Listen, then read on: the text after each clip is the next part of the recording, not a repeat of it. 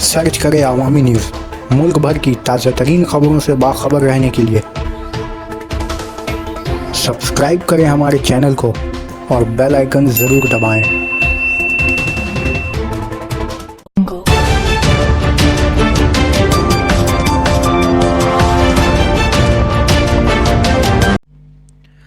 अकाली दल के एक रकुन असेंबली ने करण जौहर के घर में हुई पार्टी का एक वीडियो शेयर किया, जिसमें फिल्मी सितारे दीपिका पादुकोण, विक्की कौशल और रणबीर कपूर भी शामिल हुए और दावा किया कि वो नशे की हालत में थे।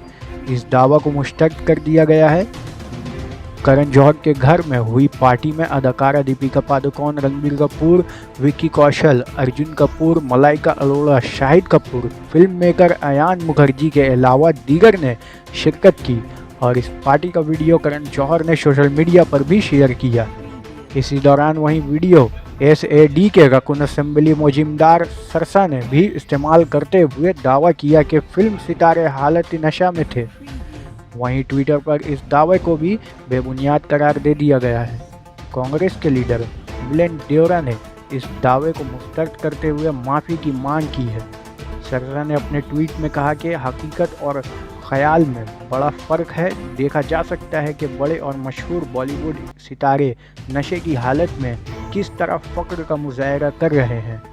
इसमें नशा करने वाले सितारों के ख़िलाफ़ अपनी आवाज़ उठा रहा हूं। इस पर एतराज़ के लिए रीट्वीट करें। साथ में सरसा ने पार्टी में मौजूद सितारों के नाम भी शामिल किए। इस ट्विटर पर रद्द-ओ-अमल पेश करते हुए मिलिंद देओरा ने माफ़ी की मांग की है। उन्होंने लिखा है कि इस रात मेरी बीवी भी वहां पर मौजूद थी, वीडियो में भी है। कोई भी नशा की हालत में नहीं था।